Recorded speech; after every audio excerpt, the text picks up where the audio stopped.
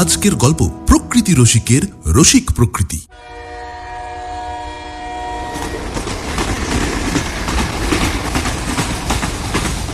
হিরু নিজের নামই পাল্টে ফেলল, মনে মনে পাল্টে রাখলো কঠভূতি। গুরু ভক্তি গুরুতর ভক্তি হয়ে দাঁড়ালে যা হয়।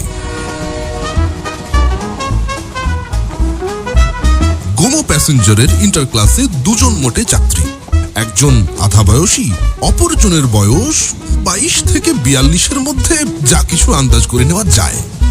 এই অপরজন অপর কেউ নয়, আমাদের হিরু। রামরাজাতলা পেরুতেই আধা বয়সীটি পাঞ্জাবির পকেট থেকে আধ পোড়া বিড়িটা বের করেছেন, সহযাত্রীর দিকে নেক নজর দিয়েছেন। তারপর, দেশলাই আছে মশাই? হিরু যেন শুনতেই পায় না। আধা বয়সী দ্বিতীয়বার মনোযোগ আকর্ষণের প্রচেষ্টা করেছেন। দেশলাই ম্যাচিস না, ভুরু কুঁচকেই বলে হিরু। ভালো জ্বালাতন। এই দ্বিতীয় বক্তব্যটা অর্ধস্ফুট স্বরেই ব্যক্ত হয় ওর। বিড়ি হাতে ইতস্তত করেন ভদ্রলোক, কিন্তু মৌরি গ্রাম পেরুবার পর আর তার ধৈর্য থাকে না। বাঁ পকেট থেকে দেশলাইয়ের বাক্সটা বাহির করেন।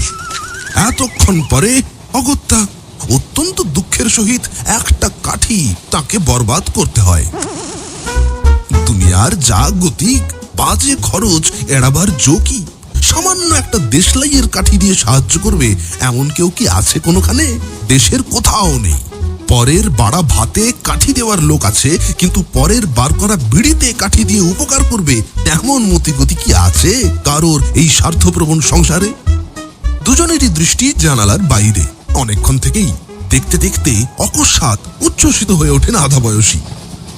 দেখছেন মশাই, দেখছেন কি সুন্দর, কি অবর্ণনীয়। হিরু ভালো করে দেখে। কোথায় বলুন তো? স্বভাবতই তার কৌতূহল হয়।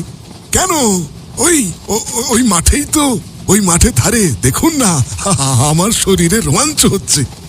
কই কই দেখি। উৎসাহ বোধ না করলেও সে রোমাঞ্চ দেখতে উদ্গ্রীব হয়। আমার গায়ে কি দেখছেন? ওই মাঠেই দেখুন না। হ্যাঁ দেখছি, গাইগুলো বেশ পুরুষ্টু পুরুষ্টু। হিরু মাঠের দিকে তাকায়, তাকিয়ে আরো গম্ভীর হয়ে যায়। আরে গরু কি মশাই, ঘেটু ঘেটু। এবার হিরু মনোযোগ দিয়েই দেখার চেষ্টা করে। চোখ পাকিয়েই দেখে, কিন্তু যতই পাকিয়ে দেখুক প্যাসেঞ্জার গাড়ি হলেও তত আর কিছু আসতে চলছে না যে গরুর অপভ্রংশ ইত্যাদিও তার চক্ষুগোচর হবে। গরুই তো দেখছি, ঘুঁটে তো দেখতে পাচ্ছি না মশাই। আহা, ঘুঁটে নয়, ঘেটু, ঘেটু ফুল। ওই যে এন্তার ফুটে রয়েছে, মারছে। তাই বলুন। হিরু তেমন উদ্দীপনা পায় না। ঘেটু তো কি হয়েছে তাদের নিয়ে এমন ঘোট পাকাবার? সারা মাঠ যদি ঘেটু ফুলে ঘুটঘুট করে তাহলেই বা কি, ঘুঁটে হলেও কথা ছিল, বরং কাজে লাগে। হায় হায় হায়, ফুলের চোখ নেই আপনার। আধা বয়সী দীর্ঘ নিঃশ্বাসের মতোই একটি সুদীর্ঘ বাক্য ত্যাগ করেন। ফুলের চোখ কজনের আছে? ফুলের মর্ম বোঝে কজন? প্রকৃতি রসিক কজনা হয়? হিরু কান খাড়া করে শুনে যায়। বুঝতে পারে না, কিন্তু মুখ বুঝে চুপ করে থাকে। আপনি বুঝি ফুল ভালোবাসেন না? হিরু একটু হকচকিয়েই গেছে। এত মাথা ব্যথা কেন রে বাপু ফুল টুল নিয়ে? হঠাৎ সে কিছু বলে বসতে চায় না। কে জানে, ফুলকে নাচে না হয়তো অমার্জনীয় একটা অপরাধ। ফুলকে ভালো না বাসা বোধহয় ঘোরতর বোকামি। কে জানে। অনেক ভেবে চিনতে স্মৃতি সমুদ্র তোল পাড় করে বেশ ওয়াকিবহল হয়ে তবে সে জবাব দেয়, হ্যাঁ ভালোবাসি। মাথা নেড়ে সে বলে, ভালোবাসি বই কি। আপ্যায়িত হন আধা বয়সী। বাহ বাহ বাহ বাহ, কোন ফুল আপনার সবচেয়ে প্রিয়? হ্যাঁ বলুন শুনি। হিরু আঙুল কামড়ায় আর ভাবে। মাস্টারের দুরূহ প্রশ্নের সামনে বিগত শতাব্দীতে ক্লাসের বেঞ্চে দাঁড়িয়ে যা ছিল তা চিরকালের বদভ্যাস। কই বললেন না কোন ফুল? ভদ্রলোক একে একে নাম জাহির করেন। কুমুদ, কহলার, করবী, হ্যাঁ, বেলি, চামেলি, জুঁই, মালতী, বেলা, বকুল, জবা, রজনীগন্ধা, গন্ধরাজ, হ্যাঁ, হেনা, কেয়া, হাসনুহানা, জলপদ্ম নাকি স্থলপদ্ম? হিরু তখনও দাঁত খুঁটছে। তার প্রিয়তম ফুলের নামটি সর্বজন সমক্ষে ঘোষণা করবে কিনা ভাবছে মনে মনে। ভদ্রলোকের দ্বিতীয় দফার তালিকা প্রকাশিত হয়েছে ততক্ষণে। নাকি চাপা, ডেইজি, ভায়োলেট, রোজ, টিউলিপ, ড্যাফোডিল, ক্রিসেন্থিমাম, রডোডেন্ড্রন, হ্যাঁ কোন ফুল? এবার পিলে চমকে যায় হিরুর। মরিয়া হয়ে সে বেফাস করে ফেলে ফাঁস করে। আমি আমি ভালোবাসি, বলবো বলবো হ্যাঁ বলুন না, বলুন বলুন।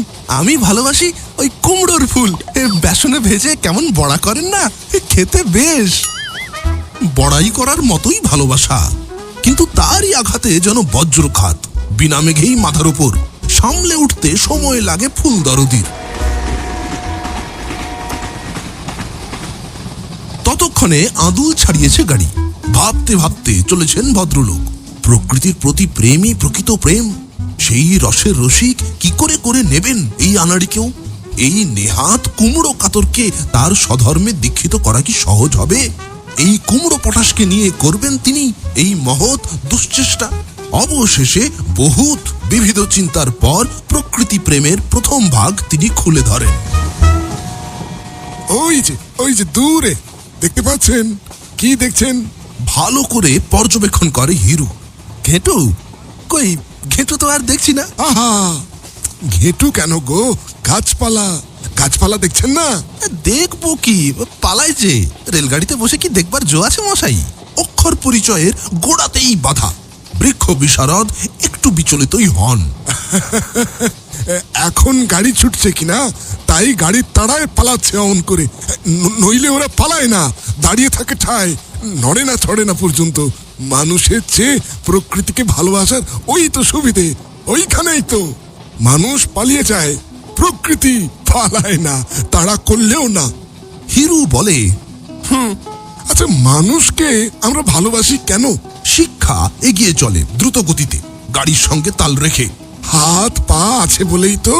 তাও তো মোটে দুটো হাত আর দুখানি পা, তার বেশি আর একটাও না। কিন্তু গাছপালার শত শত হাত, কত শত বাহু, ওইগুলোই তোর শাখা প্রশাখা। তবে গাছপালা ফেলে মানুষকে ভালোবাসতে যাবো কেন? গাছের কিন্তু পা নেই। হিরু ক্ষোভ প্রকাশ করে। পাহাড় প্রমাণ এই ক্ষত্রির জন্যই খুঁতখুঁতে হয়ে ওঠে। হ্যাঁ, তাই তো পালাতে পারে না, তাই তো ওর নাম পাদপ। সেই কারণেই তো মানুষের চেয়ে ওরা উপাধেয়। সংদিগ্ধ হয় হিরু। তারপর একটু ভেবে নিয়ে বলে, অবশ্যই একেবারে যে ভালোবাসা যায় না তা নয়। হাতে কোনো কাজ না থাকলে না হোক খই ভাজার বদলে মানুষকে হয়তো ভালোবাসা যায়, কিন্তু গাছকে ভালোবাসার কি আছে বলুন? তাই নাকি? মানুষকে ভালোবাসতে যাবো কেন? কি আছে মানুষের? প্রকৃতির রূপগুণের কাছে মানুষের রূপগুণ? আরে ছ্যা, প্রকৃতির ভালোবাসার কাছে মানুষের ভালোবাসা। মানুষকে ভালোবাসার ঝক্কি কত, হ্যাঁ? ঝামেলা কম নাকি? তাকে কাটলেট খাওয়াও, ঠিক আছে, বায়োস্কোপ দেখাও, তাকে প্রেজেন্ট দাও, তার কাছে প্রেমেই থাকো, কেবল খরচা আর খরচা। দূর দূর দূর দূর দূর। মানুষকে আবার ভালোবাসে মানুষে, হ্যাঁ? তারপর সে যদি ভুলে প্রতিদান দিতে শুরু করে, তখন আবার আরেক ঠেলা। তার ভালোবাসার ঠেলা সামলাও তখন। মানুষ একবার খেপলে, ভালোবাসতে লাগলে রুখে আছে আর, তখন পালিয়ে বাঁচো যদি পারো। বাবা, সে কি ঝঞ্ঝাট! হিরুর অভিজ্ঞতার সঙ্গে যেন খাপে খাপ মিলে যায়। প্রকৃতির বেলা এসব মুশকিল কিন্তু নেই। 1 পয়সার বাজে খরচও হয় না। রসিক লোক প্রথমে রশি দিয়ে বাঁধেন, পরে শিখ দিয়ে বেঁধেন। আসল কথাটি তিনি ব্যক্ত করেন অবশেষে। নিখরচায় ভালোবেসে নাও, যত পারো, যেমন খুশি। হিরু মুহ্যমান হয়ে পড়ে। আমিও আজ থেকে মানুষকে তালাক দিয়ে দিলাম। আমি বন ভালোবাসি, জঙ্গল ভালোবাসি, বুনো জঙ্গলিদের ভালোবাসি, এমনকি বন মানুষকেও ভালোবাসি। কিন্তু মানুষ আমার দু চক্ষের বিষ। টাকা ধার নেয়, নিয়ে সুদ দেয়, ওই 3 কত, হ্যাঁ, 1-2 মাসই কেবল। তারপর আর সুদও দেয় না, শোধ তো দেয়ই না, দেখাই দেয় না শেষটায়। হাড় ভাজা ভাজা করে খায়। না না না না, ওই হাড় হাবাতিদের ওপর আমি চটে গেছি। হ্যাঁ, আমিও। হিরুও ঘোরতর রেগে যায় অকস্মাৎ। যদিও টাকা কুড়ি নিয়ে কিংবা দিয়ে কোনোদিন কেউ তার সঙ্গে ছলনা করেনি কখনো, তবুও রাখবার কথাই বটে। ছোটবেলা থেকেই আমি প্রকৃতির বুকে লালিত, প্রকৃতির স্তন্যে পালিত, প্রকৃতির কোলেই মানুষ। আমার খান 2 বই আছে, পড়ে দেখবেন। গাছপালার ভালোবাসা আর বন জঙ্গলের বাহুপাশে। ভাই ভবভূতি ভট্টাচার্য, দেখবেন পড়ে অনেক কিছু শেখবার রয়েছে তাতে। ভবভূতি ভবভূতি ভট্টাচার্য, ইনি ইনি কি সেই সুবিখ্যাত, সেই প্রায় অপরাজেয় হিরু? অভিভূত হয়ে পড়ে, নিজের নামই বদলে ফেলে, বদলে রাখে কঠভূতি। গুরু বলে মনে মনে মেনে নেয় ভবভূতিকে। এতদিনে সৌভাগ্যবশে নিজের গাড়িতে বসেই সে অকস্মাৎ পেয়ে গেছে বনের মানুষকে, তার মনের মানুষকে। কঠভূতি কি মানে হয় কে জানে, কিন্তু গুরুর নামের সঙ্গে গুরুতর মিলে মিলিত করে নিজেকে সে সম্মানিত করে। বিগলিত হয়ে বলে, আমিও আমিও প্রকৃতির বুকে খুব দৌড়েছি ছোটবেলায়, কত কাপ আর মেডেলই না উইন করলাম। গড়ের মাঠে কি কম প্র্যাকটিসই করেছি মশাই? হ্যাঁ, ঘরের মাঠে? কেন, গড়ের মাঠ কি প্রকৃতি নয়? হিরুর সংশয়াকুল প্রশ্ন। হ্যাঁ, প্রকৃতি বটে বই কি, তবে ওই কেল্লার কাছে এই যা একটু কঠোর প্রকৃতি, এই তো। তাহা যা বলেছেন, পা হড়কে গিয়ে কত আছাড়িটা খেতাম বাপস। তখনই হাড়ে হাড়ে বুঝেছিলাম যে জায়গাটার প্রকৃতি ভালো নয়, তত সুবিধা প্রকৃতির নয়। ও, আপনি বুঝি দৌড়ের চ্যাম্পিয়ন ছিলেন এককালে? নামটি কি জানতে পারি আপনার? আগে আমার নাম শ্রী কঠভূতি চট্টোপাধ্যায়। হ্যাঁ, কঠভূতি? কঠভূতি আবার কি? ভবভূতিকে একেবারে বিধ্বস্ত করে দেয়। এরকম নাম আবার হয় নাকি? মানে কি এ নামের? খুব টানা হ্যাঁচড়া করলে মানে একটা বেরোয় অবশ্যই। কঠভূতি কিনা কাঁঠালের ভূতি। হিরু প্রকাশ করে বলে, বেশ একটু প্রাকৃতিক গন্ধও আছে নয় কি? কাঁঠালের কোয়াটোয়া খেয়ে ওটাকে বাইরে ফেলে দিন না, দেখবেন কেমন মাছি ভনভন করছে। রাজ্যের মাছি, ওই প্রকৃতির রাজ্য থেকেই আমদানি সব। আমদানি বা কাঁঠালদানি যাই বলুন। যাকে আনাড়ি ভেবেছিলেন তার নাড়িতে পর্যন্ত প্রকৃতির ছাপ, পেল্লাই রকমের। ভবভূতি ধাক্কা খান এবার। অতি কষ্টে আত্মসংবরণের পর তার প্রশ্ন হয়, তা কোথায় যাওয়া হচ্ছে মশাইয়ের? আগে রাঁচি, মামার বাড়ি বেড়াতে যাচ্ছি কিনা। ও, আমিও রাঁচিতেই, তবে মামা টামার বাড়ি নয়, প্রকৃতির সৌন্দর্য দেখতে। শুনেছি ভারী সুন্দর, সুঠাম জায়গাটা। এইভাবেই ওদের আলাপ আর গো প্যাসেঞ্জার সবেগে এগিয়ে চলে। প্রকৃতির মার প্যাচটা একবার বুঝে নিয়েই কঠভূতি তারপর অনেক বিষয়ে ভবভূতির তুরুপের পিঠে নিজের টেক্কা মেরে বসেছে। এই প্রাকৃতিক বিপর্যয়ে কঠভূতির টক্করে বেটক্করে পড়ে কতবার যে নাজেহাল হতে হয়েছে ভবভূতিকে।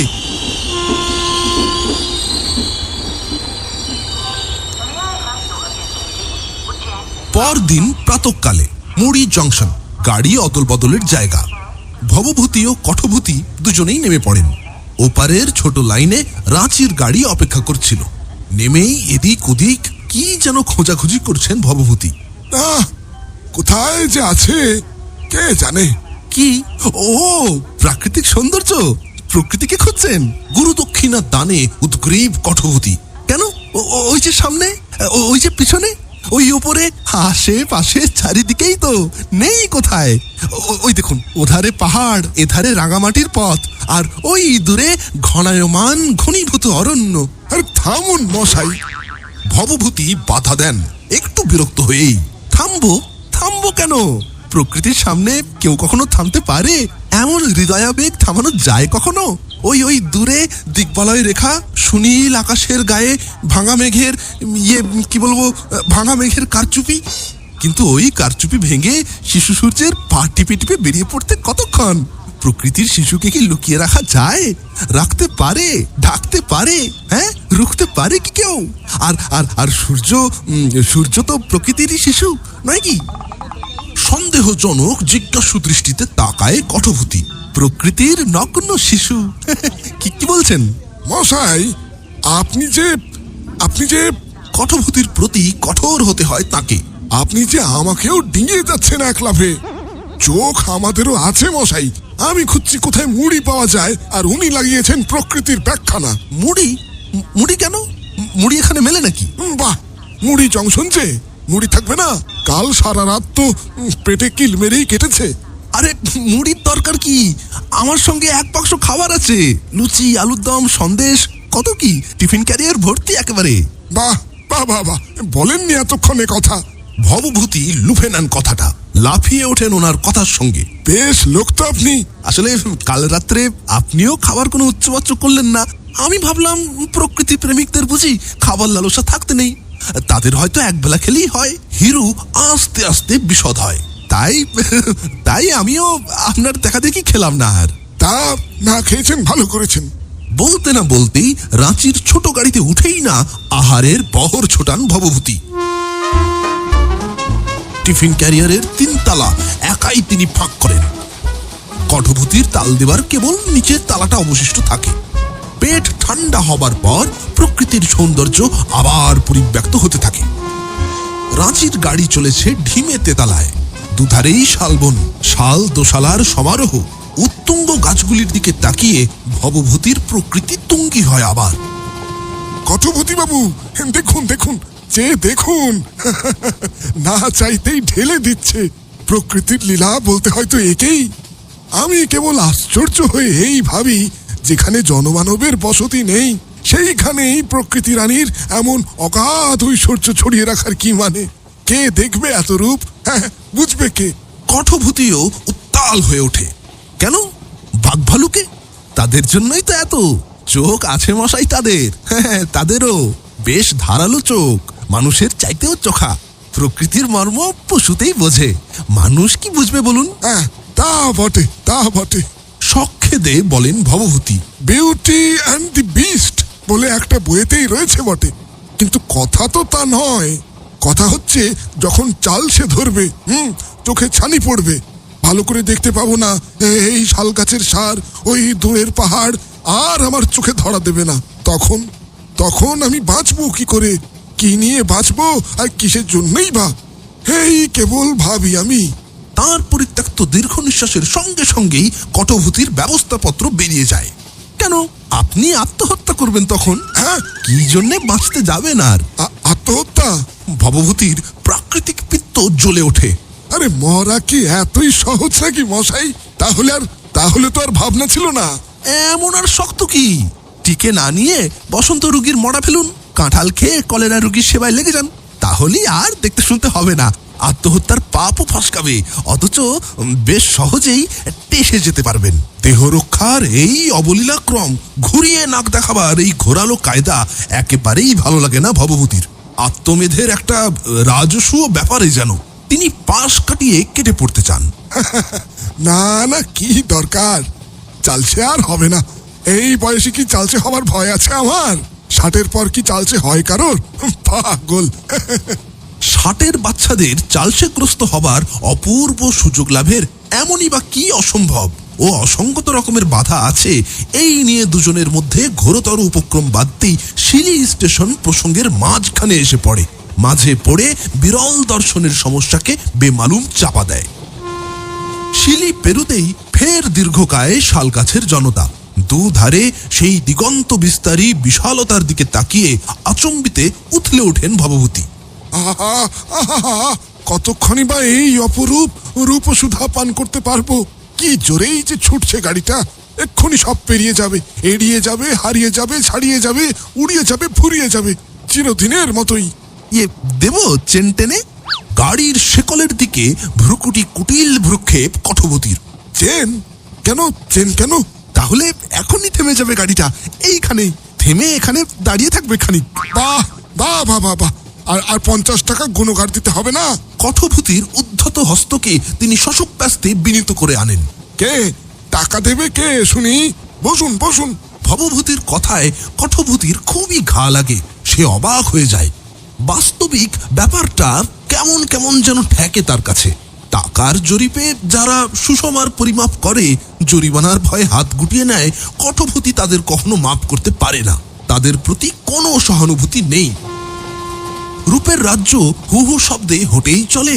কঠভূতিও ক্রমেই আরো গুম হতে থাকে। এর পরেই একটা ওয়াটারিং স্টেশন। ইঞ্জিনের জলযোগের সুযোগে গাড়ি বেশ কিছুক্ষণ দাঁড়ায়। হঠাৎ কঠভূতি কোথায় যেন চলে যায়। বহুক্ষণ আর দেখাই নেই তার। ভবভূতি ভারী ব্যতিব্যস্ত হন, এক্ষুনি ছেড়ে দেবে যে গাড়ি। গুরুই বড় বটেন, কিন্তু শিষ্য বড় হয়ে উঠলে গুরুকে লঘুপাত করতে আর কতক্ষণ। গুরুর লঘুকরণে চেলারা খুব মজবুত। 5th ক্লাসের ছেলে যখন 5th ইয়ারে পড়ে তখন একেবারে ওস্তাদ হয়ে দাঁড়ায়। 1 নম্বরের ইয়ার। প্রাক্তন স্কুলের 5th মাস্টারের কি পুনরায় কান মলতে পাওয়ার কোনো প্রত্যাশা আছে তার কাছে? কঠভূতির প্রকৃতি প্রীতির উন্মাদনার কাছে নিজেকে পরাস্ত অকিঞ্চিতকর মনে হয় ভবভূতির। এই প্রকৃতির সাম্রাজ্যে হারিয়ে গেল না তো ছোকরা? চতুর্দিকে ব্যাকুল দৃষ্টি ভবভূতির। মায়ের শাল গাছগুলোর আপাদমস্তক বন্য প্রকৃতিকে তন্ন তন্ন করে তিনি দেখেন। কে জানে কোথায় কোন গাছের ডগায় চড়েই বসে আছে, কিংবা ডাল ধরেই দোল খাচ্ছে হয়তো বা। খেপে গেলে অসম্ভব কিছুই তো নয়। কিন্তু ছাড়বার মুখেই হাঁসফাঁস করতে করতে গাড়িতে উঠে পড়ে কঠভূতি। এই তো বাবারে, কাজটা সেরেই ফিরলাম। হাঁপাতে হাঁপাতে বলে, আফসোস আর রাখলাম না। কিসের আফসোস? কোথায় গেছিলাম বলুন দেখি? কি করে বলবো? ভবভূতির মেজাজ তখনও বেশ তেতে। কোনো কাছের সঙ্গে পটে গিয়ে লটকে গেছিলে নাকি? আজ্ঞে না। যা গেছো কাণ্ড কারখানা দেখিয়েছো, আশ্চর্য নয়। এই 20 মিনিটে আমি 1.5 মাইল দৌড়ে গেছি, আবার দৌড়ে এসেছি জানেন। এই ফাঁকে একটু হাওয়া খেয়ে এলে বুঝি? হাওয়া নয় মশাই, 1.5 মাইল দূরে এক জায়গায় লাইনটা বেঁকে গেছে। হ্যাঁ, সেই বাঁকের মুখের ফিশ প্লেটটা সরিয়ে রেখে এলুম। কেন বলো তো? ফিশ প্লেট, যতদূর বুঝছি তোমার 1 প্লেট ফিশ নয় যে সরিয়ে রেখে খাবে, খেয়ে আরাম পাবে। ভবভূতির বিশ্বাস হয় না। ফিশ প্লেট কি জিনিস জিজ্ঞেস করেন তিনি। ফিশ প্লেট হচ্ছে লাইনের জোড়ের মুখের প্যাঁচ। হিরু জানায়, গাড়িকে মার প্যাঁচ। তার মানে? কথাটা যেন কেমন তর লাগে ভবভূতির। মানে ওখান দিয়ে গেলেই গাড়িটা ডিরেলড হবে, উল্টেও যেতে পারে। ব্যাস, তখন বসে বসে মজাসে প্রকৃতির রূপ সুধা পান করুন। কারোর খেসারও তো গুনতে হবে না, 1 পয়সা খরচা নেই, তোফা। এতক্ষণে সমস্ত রহস্য ভেদ হয়। মুখে বাক সরে না। ভবভূতির 2 চোখ ছানা বড়া হয়ে ওঠে। হ্যাঁ, সে কি? তিনি কি তবে শুধু রাঁচি যাচ্ছেন না, রাঁচিকে সঙ্গে নিয়ে যাচ্ছেন? এক কামরায় নিজের কাছাকাছি বসিয়ে। বিদ্যে মাত্রই গুরু মারা, কিন্তু তার চোট কি এত দূর? গুরুকে প্রাণে মারা অধি গড়াবে? কি সর্বনাশ! কঠভূতির প্রকৃতি নিষ্ঠার পরাকাষ্ঠা দেখে তার তাক লেগে যায়। এবার আমাদের সৌন্দর্যের স্বর্গ থেকে 1 পা সরায় কার সাধ্যি। চেন টানতেও হবে না, জরিমানারও ভয় নেই, বেশ মজাছে। টেনে টেনে হাসে হিরু। হিরুর প্রাণ টানা হাসির ধমকে অব্যক্ত আতঙ্কে সর্বশরীর কণ্টকিত হয়ে ওঠে ভবভূতির। কি ভয়ঙ্কর! আর কয় মুহূর্তই বা বাকি রয়েছে লাইনের বাঁকে পৌঁছতে? উল্টাতেই বা কত দেরি আর? ভাববারই কি সময় রেখেছে ছাই? কি করবেন ভবভূতি? সময় থাকতে চেন টেনে গাড়ি থামাবেন, তাহলে আবার জরিমানার দায় আছে। 1 টাকা নয়, নগদ কড়কড়ে 50 গুনে বাড়িয়ে নেবে। না দিলে ফের জেলেই দেয় কি পাগল গারদেই পড়ে খোদাই জানে। ভারী সমস্যায় পড়ে গেলেন ভবভূতি। প্রাণ রক্ষা ও ধনহানি, নাকি ধন রক্ষা ও প্রাণহানি, এর কোনটা তিনি বাঁচবেন?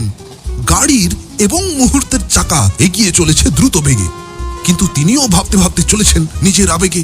ভাবনার কুল কিনারা পাচ্ছেন না কোথাও। মহামারী ব্যাপার। গাড়িটা বলেই চলেছে ঘট ঘটাক ঘট ঘট ঘটাক ঘট, খুব ঘটা করে চলেছে গাড়িটা। কিন্তু কি করা যায় এখন? ওধারে অতগুলো টাকা যায়, আর এধারে যায় কেবল একখানি প্রাণ, একটা মাত্র, একমাত্র এবং একমাত্রার একটুখানি প্রাণ। আপাতত নিজের প্রাণকেই তিনি ধরেছেন। গাড়ির আর সব প্রাণী নিয়ে তার কোনো দুর্ভাবনা নেই। বাস্তবিক কি করা যায়? ঘটাং ঘট, ঘটে ঘটুক ঘটাং ঘট। গাড়িটার একঘেয়ে আওয়াজ একটু যেন পাল্টেছে মনে হয়, যেন হতাশ হয়ে হাল ছেড়ে দিচ্ছে বেচারা। টানবেন তিনি চেন, রুখবেন গাড়ির গতি, করবেন ক্ষতি শিকার। কেবল প্রাণহানি হলেও তো কথা ছিল, কিন্তু এ যে ধনহানি প্রাণহানি, একাধারে ধন্যান্তকর ও প্রাণান্তকর পরিচ্ছেদ।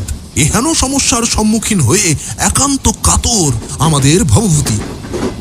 ঘটাং ঘট, ঘটে ঘটুক ঘটাং ঘট। আচমকা গাড়িটা আর্তনাদ ঝাড়তে থাকে।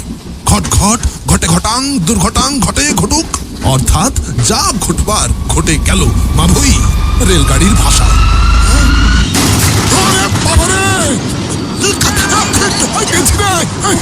বিরাট এক চিৎকার, তারপরেই বিকট বিপর্যয়। চোখের পলকে পিছন দিকের কামরাগুলো নেমেছে পাশের খাদে। কয়েকটা কামরার উঠবার দুশ্চেষ্টা ব্রেক ভ্যানের ছাদে, এবং খোদ ইঞ্জিন সাহেব তার চাকার বাহুগুলি ঊর্ধ্বে তুলে করতাল বাজাবার কায়দায় উবু হয়ে বসে গেছেন। মাঝের কামরাগুলো পরস্পরের সঙ্গে এমন কোলাকুলি বাঁধিয়েছে যে সেই মারাত্মক আলিঙ্গন থেকে তাদের টেনে ছাড়াবার কথা ভাবাও যায় না। চারিধারেই দারুণ চেঁচামেচি, হই হই হাহাকার। খবরের কাগজে এহেন ব্যাপারের বর্ণনা যেমনটি আমরা পড়ে থাকি, সেই সব কাণ্ড। কিন্তু এই ইলাহি দৃশ্য উপভোগ করার অবকাশ তখন কোথায় ভবভূতির? তিনি গড়িয়ে পড়েছেন এক গভীর গর্তে। পড়ে পড়েই প্রথমেই তিনি পকেট দেখেছেন, তারপর ট্যাঙ্ক হাতড়েছেন, তারপরেই কাছাকে অনুভব করেছেন। কাছাই তার তৃতীয় মানিব্যাগ কিনা। আর এ সবের পরে তিনি নিজেকে চিমটি কেটে দেখেছেন। নিজের চিমটি ঠেলায় কোঁকিয়ে উঠেছেন ভবভূতি। না, ধনে প্রাণে মারা যাননি তাহলে এ যাত্রা। সারা দেহ তার ছেছড়ে ছড়ে ছাড়িয়ে একাকার, সর্বাঙ্গে একটা জ্বালাময়ী অনুভূতি। করুণ সুরে তার কাতরোক্তি হতে থাকে। বাবা, বাবা কঠোপতি, কি করলি বাপ? হ্যাঁ, এই কি তোর মনে ছিল রে হতবাখা? উফ বাপরে! কঠোপতি গড়াগড়ি যাচ্ছিল অদূরেই। তেমন কিছুই তার হয়নি, একেবারে যথার্থই রয়েছে সে। কেবল ল্যাজের কাছটায়, মানে কঠোপতির ল্যাজ নেই, কিন্তু থাকলে ঠিক যেখানে থাকতো সেইখানটায় কেমন যেন একটা সূচিভেদ্য যাতনা। হাসি হাসি মুখ বার করেই সে জবাব দেয়, ভবভূতিদা, চারধারে একবার তাকিয়ে দেখো দেখি, কি অপূর্ব, কি অপরিসীম!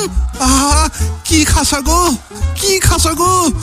একেবারে প্রকৃতির গর্ভে এসে পড়েছি আমরা, প্রকৃতির রসের রসাতলে, মানে প্রকৃতির রসের রসগোল্লায়।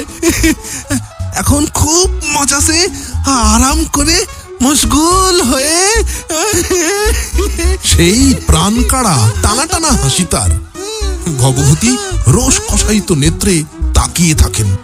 প্রকৃতির প্রতি নয়, কিন্তু তার কঠোর দৃষ্টি নিবদ্ধ কেবল কঠোপতির দিকে।